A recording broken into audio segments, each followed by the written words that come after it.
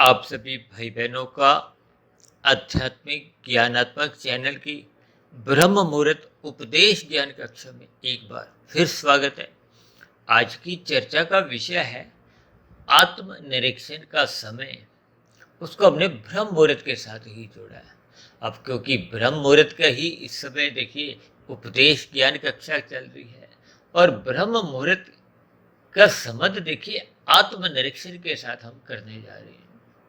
अक्सर समाज के या पृथ्वी पर रहने वाले अधिकांश मनुष्य जब जब देखिए सबके देखिए देशों में अलग अलग सूर्य की स्थितियां होती हैं और सूर्य निकलने से जो पूर्व का जो एक समय है 2 घंटे 40 मिनट की स्थिति का, जिसको मैंने देखिए एक तर्क संगत आधार पे, क्योंकि प्रकृति के देखिए 3 गुण नित्य बने रहते हैं 24 घंटे में। ये आपका हमारा एक दिन रात की स्थितियां होती हैं, तो फिर 3 गुण नित्य बने रहते हैं, तो फिर 3 गुणों के हिस्से में 8-8 घंटे आ जाते हैं और इन 3 गुणों के आने का एक क्रम है। फिर इन 3 गुणों से ही 9 गुणों की एक स्थितियां बढ़ती हैं। उन स्थितियों में ही देखिए एक स्थिति ऐसी है जिसको हम ब्रह्म मुहूर्त कहते हैं, क्योंकि 24 घंटे के जब 8-8 घंटे से 3 स्थितियां बनती हैं, फिर 8-8 घंटे से जो 3 अलग अलग स्थितियां बनती हैं। हालांकि देखिए एक गुण तो प्रधान रहता है, देखिए दूसरा गुण गौण और तीसरा अति गौण की स्थिति में रहता है। अब ब्रह्म मुहूर्त को हम देखिए एक विशेष समय, क्योंकि ब्रह्म शब्द साथ में लेकर, क्योंकि मुहूर्त का अभिप्राय तो देखिए एक समय से ही है और इसी को ही आज हमने देखिए आत्मनिरीक्षण का समय। आत्मनिरीक्षण का अभिप्राय क्या है? देखिए एक तो होता है आप साधारण स्तर पर कोई भी स्थिति को एक देखते हैं, उस पर चिंतन करते हैं। एक होता है निरीक्षण। निरीक्षण के समय देखिए एक विशेष प्रकार की उस पर निगरानी की जाती है या उस पर गौर किया जाता है, उसका विश्लेषण किया जाता है।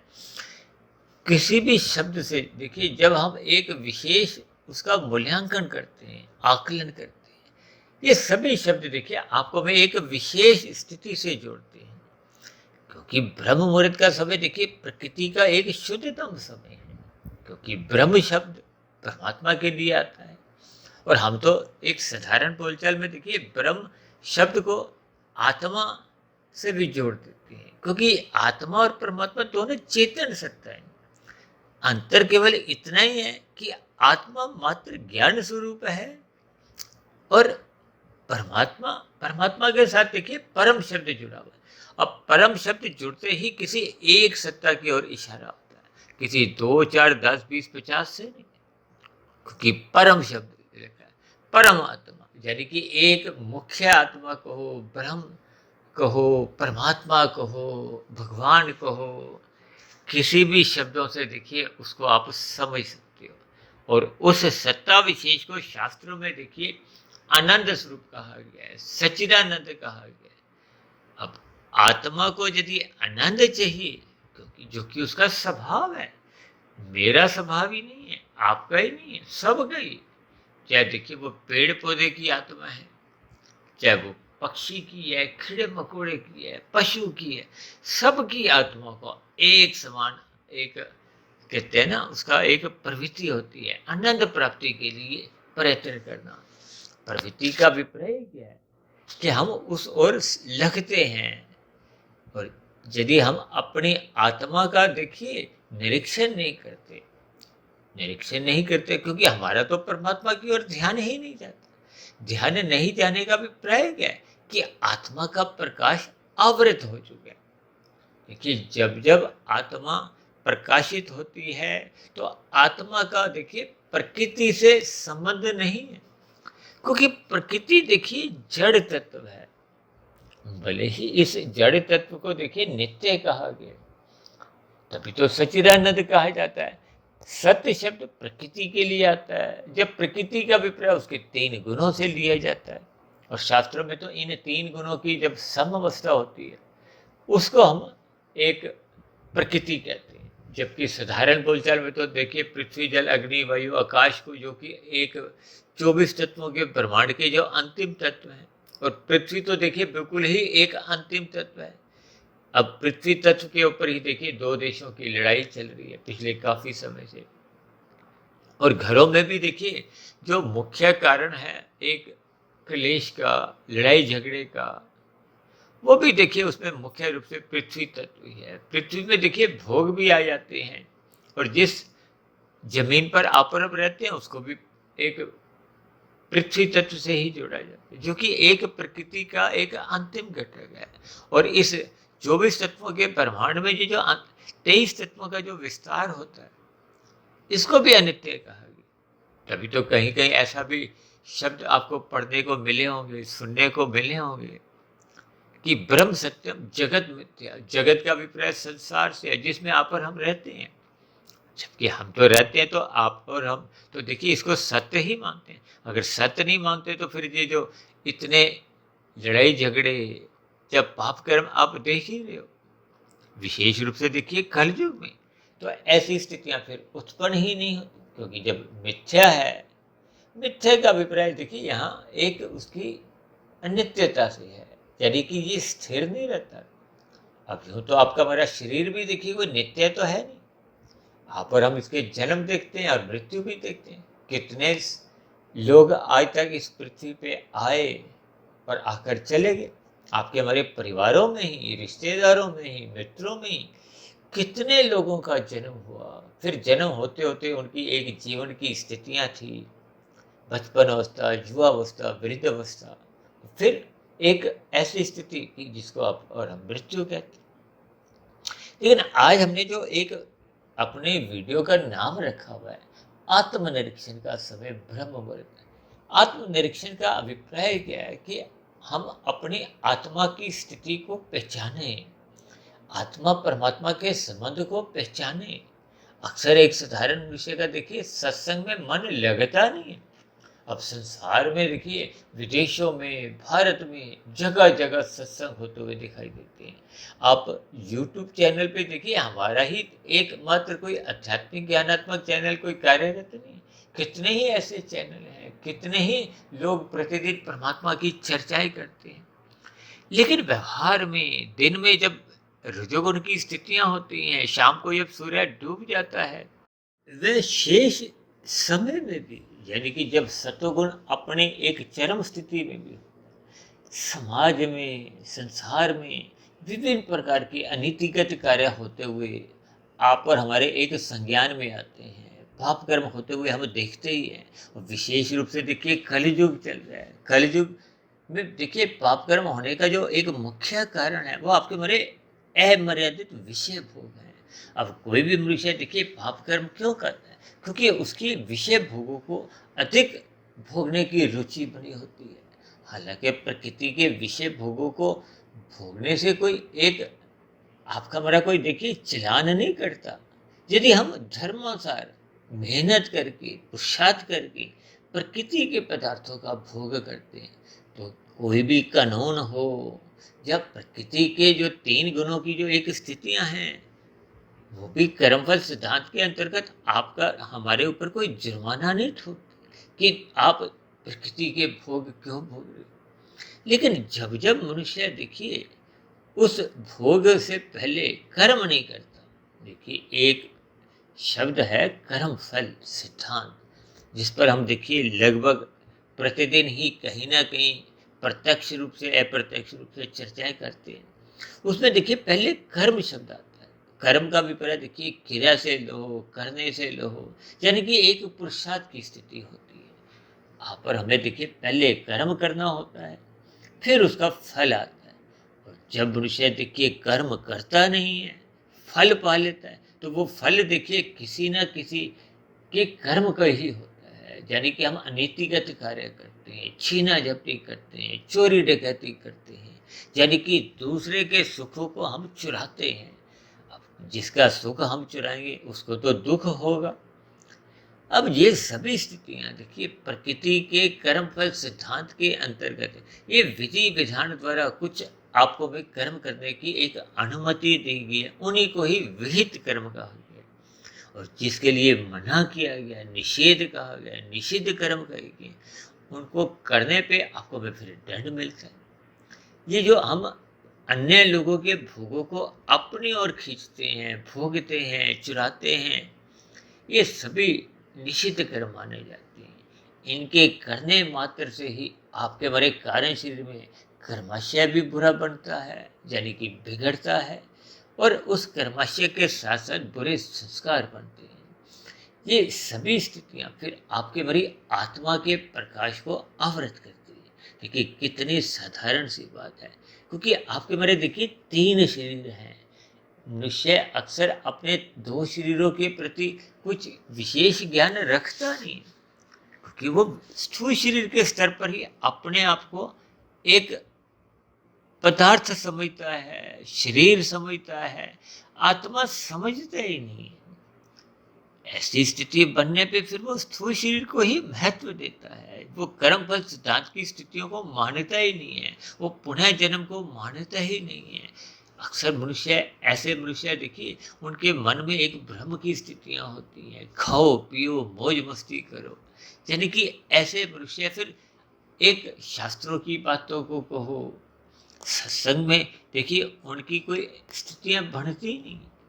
ऐसे तामसी मनुष्य देखिए सत्संग के प्रति उनकी बेरुचि होती है, वो हल्के में लेते हैं, मजाक में भी लेते हैं, निंदा तक भी कर देते हैं। इसलिए तो हमने देखिए आज हमने वीडियो का नाम ही क्या रखा है कि हमें आत्मनिरीक्षण करना है, और इसका जो एक उचित समय है वो ब्रह्म मुहूर्त का समय है। अक्सर देखिए एक राशि मनुष्य भी देखिए उस ब्रह्म मुहूर्त में सोया रहता है, तो फिर तामसी मनुष्य तो देखिए वो अगर सोया हुआ है, जागा हुआ है, उसको परमात्मा से कोई विशेष उसकी एक संबंध ही नहीं होता। तब ऐसी स्थिति विशेष में एक राशि मनुष्य और तामसी मनुष्य, ये अपनी आत्मा का कहो, ये आत्मनिरीक्षण कर नहीं पाते। जब तक मनुष्य अपने आत्मा की स्थिति को टटोलता नहीं है कि उसकी यथार्थ स्थिति क्या है, ये जन्म मरण क्यों होते हैं, ये 84 लाख प्रकार की जोनियों में अलग अलग स्थितियां क्या हैं। अब ऐसे कितने ही मनुष्य हैं जो यही समझते हैं कि मनुष्य को मरने के बाद पुनः मनुष्य जोनी ही मिलती है, एक कुत्ता मरने के बाद पुनः कुत्ता ही बनता है, गाय मरने के बाद गाय बनती है, कबूतर मरने के बाद कबूतर ही पैदा होता है। ये सब देखिए अज्ञानता के कारण है, भ्रम की स्थिति है। अक्सर हम देखिए रजोगुण की स्थिति को, जो कि संसार में अक्सर एक साधारण मनुष्य की स्थिति मानी जाती है, उसका एक धुंधला ज्ञान होता है, भ्रम की स्थितियां होती हैं। अक्सर रजोगुणी मनुष्य अंधविश्वास पे जुड़ा होता है, उसको शास्त्रों का जो एक यथार्थ ज्ञान है वो होता नहीं है, क्योंकि उसका जो एक ज्ञान का दीपक है वो एक धुंधली स्थिति में होता है। अब धुंध में देखिए आपको में अधिक दूरी का नजर नहीं आता। अब परमात्मा तो देखिए बहुत दूर है, दूर का अभिप्राय क्या है, वैसे तो आपके हमारे देखिए मन के भीतर भी हैं, आत्मा के भीतर भी हैं, आपके हमारे मित्र की भांति सदा ही आपके हमारे एक सखा रूप में, सदा आपके हमारे एक सलाहकार रूप में कहो, एक हितैषी के रूप में सदा ही आपके हमारे भीतर बने रहते हैं। गीता में तो भगवान श्री कृष्ण जी ने अपने आप को एक सखा नाम से संबोधित किया, अर्जुन को समझाया। लेकिन इन सभी स्थितियों पर जब हम ध्यान नहीं करते, ध्यान का अभिप्राय क्या है कि देखिए जब हम निरीक्षण नहीं करते, निरीक्षण का अभिप्राय अभी समझाया ना कि एक विशेष प्रकार का एक घोर करने की स्थिति होती है। जैसे मनुष्य सारा साल को एक साधारण स्थिति में ही रहता है, लेकिन जैसे ही उसको परीक्षा की एक डेट शीट मिल जाती है कि इन तरीकों में आपके पेपर हैं, तो मनुष्य थोड़ा और सावधान हो जाता है। निरीक्षण को हो, सावधानी को, विशेष ध्यान देना को, ये सब एक ही बातें हैं। अब क्योंकि दिन में देखिए रजोगुण की स्थितियां हैं, शाम को तमोगुण की स्थितियां हैं, और सत्वगुण की भी देखिए 3 स्थितियां हैं। क्योंकि हमने कहा ना एक गुण प्रधान होता है, दूसरा गौण होता है, तीसरा अति गौण होता है। इस बात को आप उदाहरण से समझिए। शाम को जैसे ही सूर्य अस्त होता है तो फिर वो तमोगुण का समय आरंभ हो जाता है। अब तमोगुण की प्रधानता होती है। अब तमोगुण की प्रधानता होती है क्योंकि तीनों गुण नित्य हैं, तो फिर दूसरा गुण क्या है, गौण होगा, और तीसरा गुण देखिए 2 गुण गौण तो हो नहीं सकते, तीनों गुण प्रधान तो हो नहीं सकते। जैसे संसद में भी देखिए, जिसका प्रधानमंत्री होता है, इसका अभिप्राय क्या होता है कि उसके दल की स्थिति प्रधान है, इसलिए उन्हीं का ही एक मंत्री प्रधानमंत्री बन जाता है। जबकि दूसरी ओर जिन सदस्यों की संख्या कम होती है, उसी को ही देखिए एक गौण का नाम दिया गया है। और अति गौण का मतलब बहुत ही कम, यानी कि गौण से भी बहुत कम। जैसे निर्दलीय आप समझ सकते हो कि 1-2 सदस्य वाले जो दल होते हैं। देखिए उदाहरण को अपने उतने ही अंश में ग्रहण करना है कि शास्त्रों की जो बात मैं आपको समझाने जा रहा हूँ। हालांकि इन सभी स्थितियों पर हम पहले भी देखिए अलग अलग विषयों पर चर्चा करते रहते हैं। ये तो परमात्मा की प्रेरणा से हम देखिए प्रतिदिन सुबह ब्रह्म मुहूर्त ज्ञान कक्षा पर वीडियो प्रसारित करते हैं, शाम को संध्या बेला ज्ञान कक्षा पे वीडियो प्रसारित करते हैं।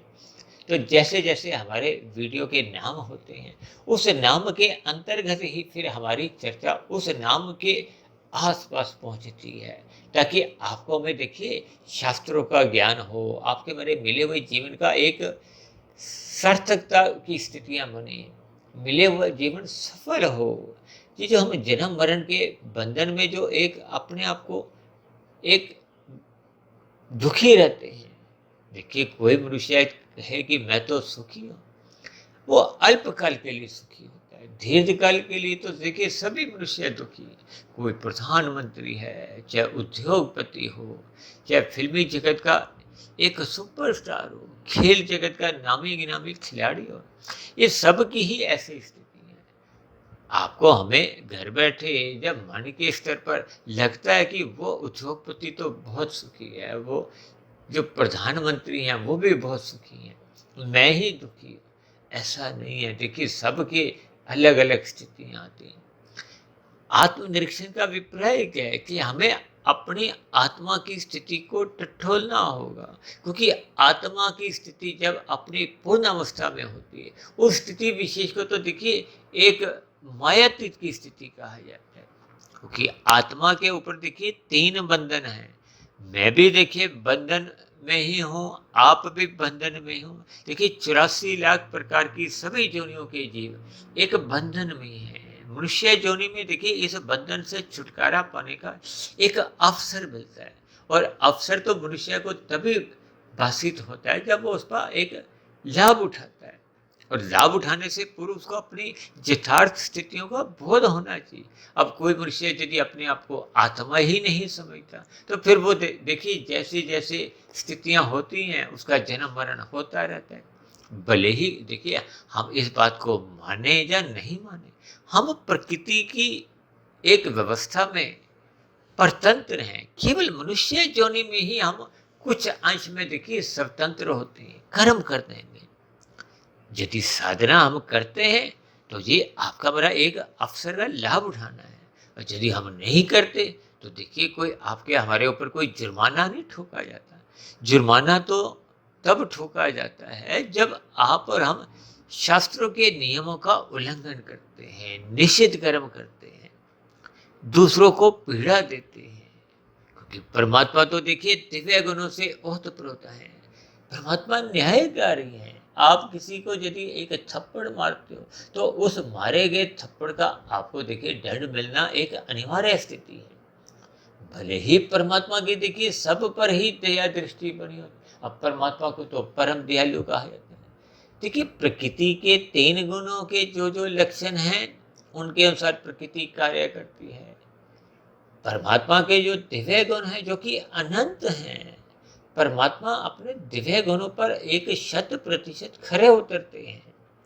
और आत्मा यदि अपने जो आत्म स्थिति पर खरे नहीं उतरती, तो फिर इसका अभिप्राय क्या है कि हम परमात्मा से विमुख हैं और प्रकृति के सम्मुख हैं।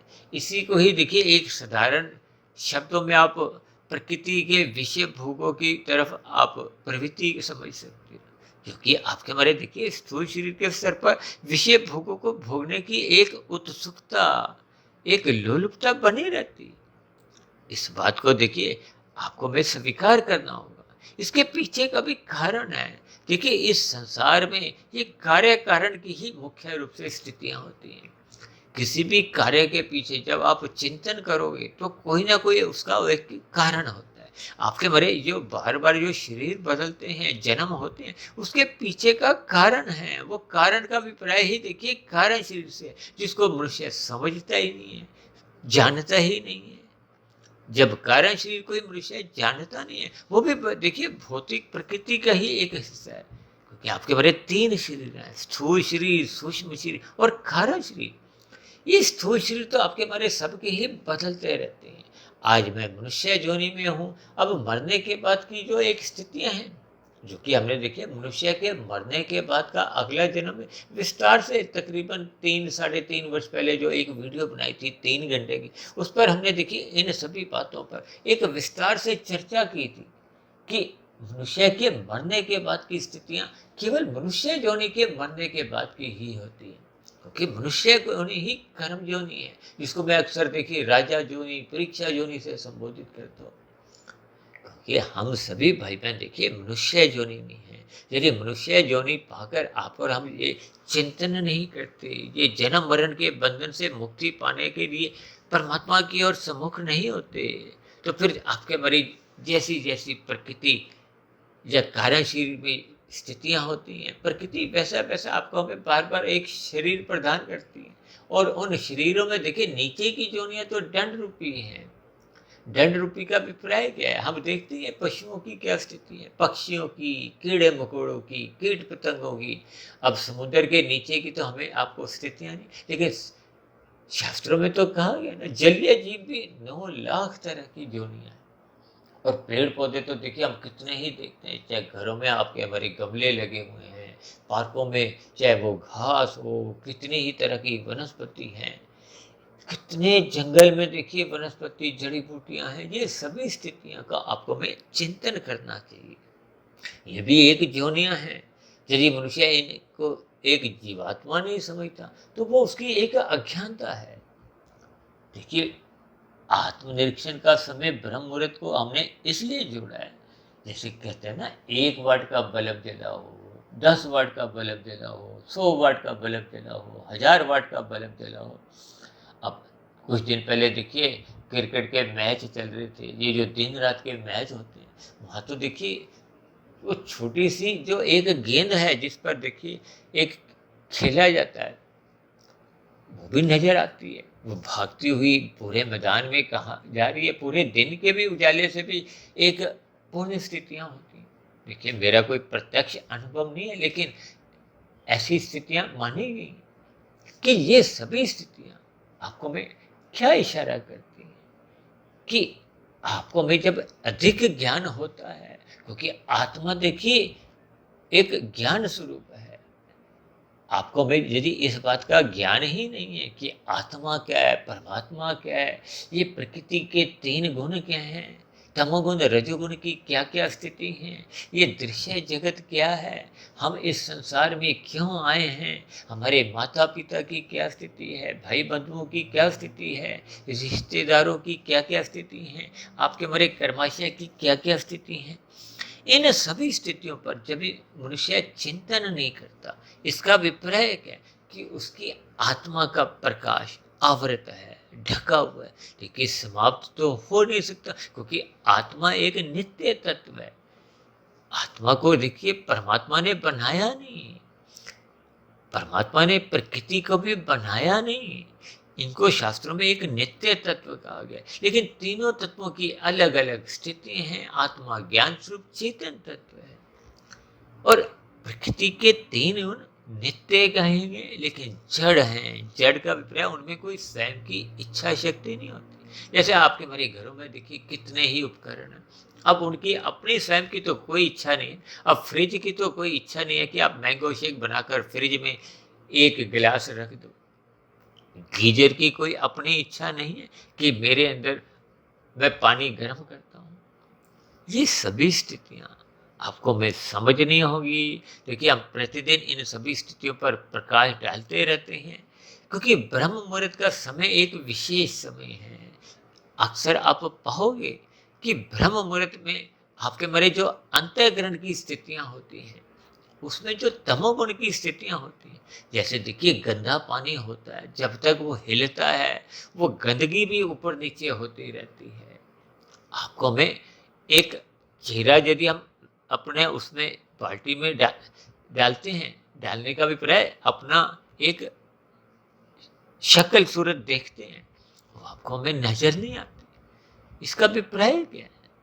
उसको आप देखिए तमोगुण रजोगुण से जोड़ो, क्योंकि रजोगुण को क्रिया से जोड़ा जाता है। क्रिया का अभिप्राय क्या है? हिलना डुलना से। हम जब क्रियाएं करते हैं, हाथ पैर हिलाते हैं, और तमोगुण को गंदगी से जोड़ा जाता है, गंदगी को, अज्ञानता को, अंधकार को। देखिए ये शब्दों की स्थितियों को आपको हमें समझना होगा। जब मनुष्य ये सभी स्थितियों को समझता नहीं है, अब दिन में देखिए रजोगुण की स्थितियां होती हैं, तमोगुण की वो जो एक गंदगी है वो आपको हमें दिखाई नहीं देती, और रजोगुण में हम इतने अधिक भाग दौड़ रहे होते हैं संसार में। जैसे जैसे हम कर्म करते रहते हैं, भाग दौड़ करते हैं, कोई 2 के 4 बना रहा है, कोई 4 के 40 बना रहा है। यानी कि ये सभी स्थितियां को देखिए आपको हमें यथार्थ रूप से समझना होगा। अब देखिए एक मनुष्य बाजार में भाग रहा हो, तो दाएं बाएं जो दुकानदारों के जो बोर्ड लगे होते हैं उस पर क्या लिखा हुआ आप हम पढ़ नहीं सकते। ठीक इसी तरह जब एक राजसी मनुष्य का आत्मा की स्थिति, परमात्मा की क्या क्या स्थिति है, उसको इसका बोध ही नहीं होता। इसी को तो हमने देखिए आत्म निरीक्षण शब्द से जोड़ा है कि हम ब्रह्म मुहूर्त में उठे। ब्रह्म मुहूर्त में उठने का अभिप्राय क्या है? कि उस स्थिति विशेष में वो सतोगुण की एक शुद्धतम अवस्था होती है।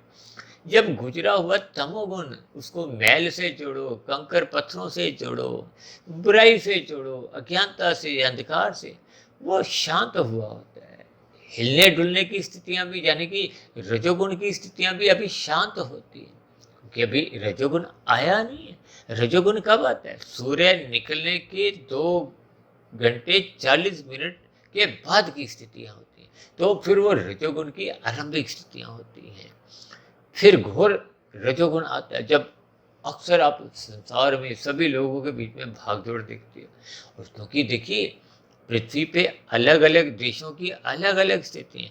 इस समय मैं जो वीडियो बना रहा हूँ यहाँ ब्रह्म मुहूर्त की स्थिति है। अब इसी समय किसी देश में देखिए दोपहर की स्थिति भी हो सकती है, कहीं तो शाम की स्थिति हो सकती है, क्योंकि सूर्य की स्थिति का प्रकाश का पृथ्वी अपनी सतह पे घूमती रहती है, और ये सूर्य का भी चक्कर लगाती है, जो कि 1 साल में पूरा करती है, और अपनी धुरी पे ये 24 घंटे में घूमती है। तो फिर मौसमों में भी अलग अलग बदलाव आता है, और प्रकृति के ये जो हम 3 गुणों की स्थितियां बता रहे हैं, ब्रह्म मुहूर्त की जो एक स्थितियों में भी फिर बदलाव आ जाता है। और हम तो आप देखते ही हो कि ये जो आपके हमारे जीवन में भी देखिए, चाहे मैं तो देखिए दिल्ली में रहता हूँ, अब दिल्ली में भी तो देखिए सूर्य निकलने की स्थिति पूरे साल अलग अलग होती है। गर्मियों में तो देखिए मई के महीने, जून के महीने में तो ये सूर्य निकलने का समय लगभग 5:15 हो जाता है, 5:15, 20, 22 मिनट पहुंच जाते हैं। और इसी तरह सर्दियों में जब एक विशेष स्थितियां आती हैं जनवरी में, तो ये सूर्य निकलने का समय 7:20, 22, 25 मिनट तक पहुंच जाते हैं। अब ये 2 घंटे का तो अंतर यही आ जाता है। तो फिर उससे पूर्व की जो 2 घंटे 40 मिनट की स्थिति, देखिए मुझे अब ध्यान आया है कि हमने 1 डेढ़ घंटे का एक बार वीडियो ही बनाया था जिसका नाम ही था ब्रह्म मुहूर्त। 2 घंटे 40 मिनट की एक स्थिति या समय, कुछ हमने ऐसा नाम रखा था। इसलिए मेरी आप सभी भाई बहनों से विनती है कि प्रकृति के 3 गुणों पर, स्थिति पर हम थोड़ा उस पर गौर करें कि इन 3 गुणों की स्थितियां क्या क्या हैं। देखिए सतोगुण को प्रकाश से जोड़ा जाता है, ज्ञान से जोड़ा जाता है, रजोगुण को क्रिया से जोड़ा जाता है। ये संसारी जितने भी भोग विषय आकर्षण है, ये भी देखिए राजसी माने जाते हैं। स्त्री पुरुष का जो आपसी आकर्षण है, ये भी रजोगुण के कारण ही है। पदार्थ जितने भी है ये तामसी माने जाते हैं। नीतिगत कार्यों से भी देखिए तमोगुण से जोड़ा जाता है, नींद से भी जोड़ा जाता है, आलस्य से भी जोड़ा जाता है। देखिए अलग अलग स्थितियों में इन 3 गुणों के अलग अलग अर्थ होते हैं। इन सभी स्थितियों पर हम अलग अलग चर्चाएं तो करते रहते हैं। आज हमारी चर्चा केवल इतनी ही है कि हमें ब्रह्म मुहूर्त में उठना होगा, अपनी आत्मा की जो एक स्थिति है, क्योंकि आत्मा की स्थिति पर जैसे जैसे कारण शरीर में स्थितियां होती हैं, उसकी ही परछाई कहो, वो आत्मा के ऊपर पड़ती है। परछाई कहो, आवरण कहो। देखिए, मैं जैसे जैसे परमात्मा मुझे कुछ शब्द प्रेरित करते हैं, मैं वीडियो को एक दिशा देता हूँ। उस वीडियो के जो एक भाव हैं, उनको आपको में समझना होगा। यदि हम उस ब्रह्म मुहूर्त में उठते ही नहीं है, तो फिर विश्वास कीजिए, आपका हमारा जो एक आत्मनिरीक्षण की जो एक स्थिति है, उससे मनुष्य वंचित रहता है। अक्सर देखिए, शास्त्रों में कहा गया है ना, तमोगुण से 10 गुना अच्छा रजोगुण है, रजोगुण से 10 गुना अच्छा सत्वगुण है, सत्वगुण से भी 10 गुना अच्छा विशुद्ध सत्वगुण है। जिसको हम देखिए संख्या के आधार पर तमोगुण को 1, रजोगुण को 10, सत्वगुण को 100 और विशुद्ध सत्वगुण को 1000 से जोड़ते हैं। इन सभी अंकों को देखिए आप बल्ब के वाट से भी जोड़ सकते हो। अक्सर मैं तमोगुण को देखिए तारों के प्रकाश से जोड़ता हूँ, रजोगुण को एक चांद की रोशनी से जोड़ता हूँ और सूर्य को सत्वगुण से जोड़ता हूँ। और परमात्मा तो देखिए महासूर्य है, महासूर्य का अभिप्राय देखिए आप आनंद से जोड़ सकते हो। ये सभी स्थितियाँ मात्र आपको में देखिए समझनी होती है, ताकि हम आत्मा और परमात्मा के जो एक सजातीय संबंध है, दोनों एक ही जाति के हैं, दोनों एक ही बिरादरी के हैं। जब तक हम इस स्थिति पर एक चिंतन नहीं करते, तो फिर आपका हमारा देखिए जीवन में आनंद की स्थितियां बनती ही नहीं है। अक्सर आप देखोगे ना, जब जब मनुष्य दुखी होता है, शास्त्रों में कहा गया 4 भक्त, आर्थ, अर्थार्थी, जिज्ञासु और ज्ञानी या प्रेमी। अब आर्थ भक्त का मतलब क्या है? जब जब आपके मेरे जीवन में देखिए दुख आते हैं, भयानक दुख आते हैं, तो अच्छे से अच्छा नास्तिक भी जो सत्संग की देखिए प्रशंसा करना तो दूर की बात है, वो उसकी बुराई करता है। वो भी मनुष्य के जीवन में जब कोई वैसे विकराल दुख आने लगते हैं, वो भी परमात्मा की ओर झुकता है, परमात्मा की शरण में जाता है और परमात्मा उस पर भी देखिए दया भाव रखते हैं। ऐसे भक्त को देखिए आर्त भक्त कहा जाता है। ये आर्त से ही हम जो आरती गाते हैं ना, ये आरती शब्द भी वहीं से निकला है। और एक होता है अर्थार्थी, जो परमात्मा से देखिए विशेष प्रकार के सुखों के लिए प्रार्थना करता है। और एक होता है जिज्ञासु, जो परमात्मा को जानना चाहता है। जो जानना चाहेगा वही देखिए ब्रह्म मुहूर्त में उठते हैं। वही आत्मा क्या है, परमात्मा क्या है, आपका हमारा जन्म मरण क्यों होता है, ये प्रकृति कैसे दिन रात में बदलती है, ये वनस्पति जिसका आप हम देखिए सेवन करते हैं, ये बच्चे का जन्म कैसे होता है, ये संसार में जो अलग अलग स्थितियां आप और हम देखते हैं, इन सभी स्थितियों पर जब हम विशेष गौर करते हैं, तो एक जानने की इच्छा रखते हैं, तो इसको जिज्ञासु कहा जाता है। और जब हम परमात्मा से देखिए प्रीति करने बैठते हैं, परमात्मा से प्रीति तो तभी होती है जब इस माया से, माया के 3 गुणों से एक सापेक्ष रूप से देखिए एक वैराग्य होने लगता है। प्रकृति के विषय भोगों का जो एक रस है, उस रस को भोगने की मनुष्य में इच्छा नहीं रहती, क्योंकि महारस जो कि एक आनंद की स्थिति है, वो परमात्मा है। ऐसा जब महसूस होने लगता है, उसके अनुभव में आने लगता है, तो फिर वो परमात्मा की ओर अपनी आध्यात्मिक यात्रा आरंभ करता है। इसी आध्यात्मिक यात्रा को देखिए आप कर्म योग, ज्ञान योग, भक्ति योग से भी जोड़ सकते हो। देखिए, साधना का अभिप्राय योग से ही है। जब आत्मा परमात्मा के सम्मुख होती है, और आत्मा परमात्मा के सम्मुख कब होती है? जब आत्मा का देखिए 50% से अधिक जो एक अनुपात है, वो जागा होता है, तो फिर एक झुकाव कहो, फिर परमात्मा की ओर होने लगता है। और यदि हम प्रकृति की ओर हमारा आपका झुकाव बना हुआ है, तो विश्वास कीजिए, आपके मरी देखिए प्रकृति की ओर सम्मुखता है, तो इसके पीछे का कारण क्या है?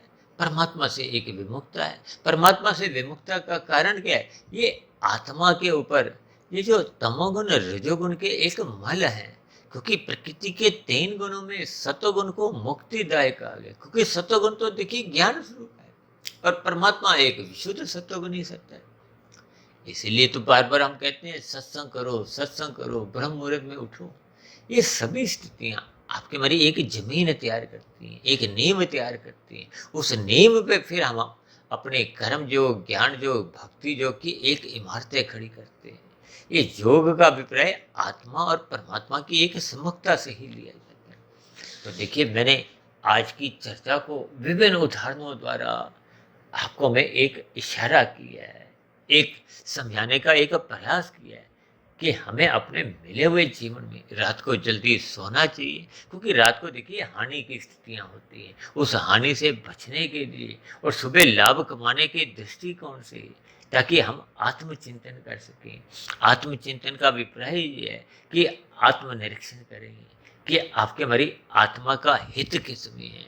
देखिए, आत्मा सदा ही एक आनंद की तलाश करती है, जिसको भ्रांतिवश, अज्ञानतावश हम प्रकृति में ढूंढते हैं, प्रकृति के विषय भोगों में ढूंढते हैं। जबकि प्रकृति के विषय भोगों को अज्ञानतावश जब हम भोगते हैं तो वो आपको हमें अल्पकालिक सुख देते हैं, दीर्घकालिक तो देखिए दुख आते हैं। अब तो भगवान श्री कृष्ण जी ने गीता में बार बार कहा है, ये जगत दुखालय है। और हमने तो एक वीडियो भी बनाया था ना, त्रिविध ताप, यानी कि 3 प्रकार के ताप को, वो दुख हम सबको झेलने पड़ते हैं। ये सभी स्थितियों को आपको भाई ज्ञान पूर्वक चिंतन करना होगा और अपनी कार्यशील को शुद्ध करना होगा।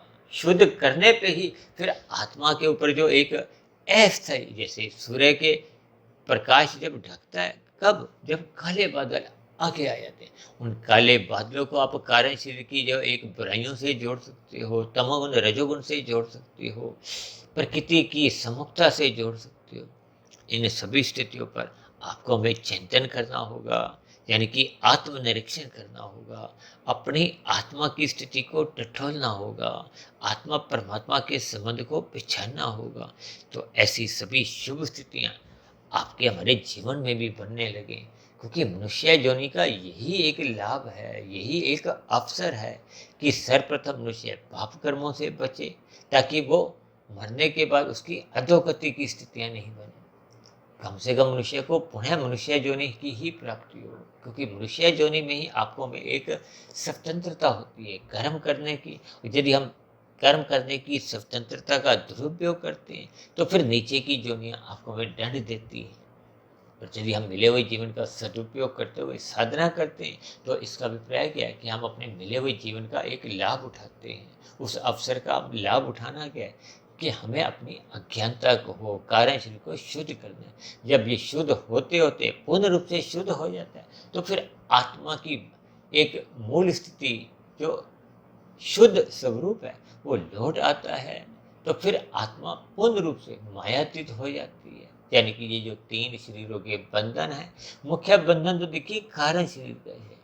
कारण शरीर के समाप्त होते ही सूक्ष्म शरीर समाप्त होता है, और स्थूल शरीर तो देखिए सारे के सारे ही एक प्रारब्ध लेके आते हैं, अपने आप ही ये समाप्त होते ही हैं। तो जब स्थूल शरीर समाप्त हो जाता है तो फिर नए जन्म का कोई कारण नहीं है, कारण शरीर नहीं है। तो फिर आत्मा परमात्मा के सानिध्य में मोक्ष की स्थिति को कहो, आनंद की स्थिति को कहो, आध्यात्मिक शरीर की प्राप्ति को हो, किन्हीं भी शब्दों से आप उस आनंददायक स्थितियों का आप बोध कर सकते हो। तो ऐसी सभी शुभ स्थितियां आप सभी भाई बहनों के जीवन में भी बनने लगे, उस आनंद की ओर हम भी चलने लगे। ये तभी संभव है जब हम ब्रह्म मुहूर्त में उठते हैं, आत्मनिरीक्षण करते हैं। तो ऐसी सभी शुभ स्थितियाँ आप सभी भाई बहनों के जीवन में भी बने, ताकि हम सभी भाई बहनों का मिला हुआ जीवन सफल हो, सार्थक हो। इन्हीं शुभकामनाओं के साथ आज की चर्चा विशेष को अब हम यहीं विश्राम देते हैं। शाम को फिर मिलते हैं संध्या बेला ज्ञान कक्षा में। तब तक आप अपने आध्यात्मिक मित्र सुधीर भाटिया फकीर को इजाज़त दें। फिर भी वीडियो संबंधित आपके मन में कोई प्रश्न उठ रहे हो, कोई मेरे आध्यात्मिक ज्ञानात्मक चैनल के प्रति कोई आपके मन में सुझाव आ रहा हो, या मेरी कही गई बातें ही आपको अटपटी लग रही हो, आधी अधूरी लगती हो, या किसी भी प्रकार का आपका कोई एक विरोध हो, आपत्ति हो, शिकायत हो, इन सभी स्थितियों को आप नीचे दी गई कमेंट्स बॉक्स पर जाकर लिख सकते हो। और चर्चा विषय को ध्यानपूर्वक सुनने के लिए आप सभी भाई बहनों का भी बहुत बहुत धन्यवाद।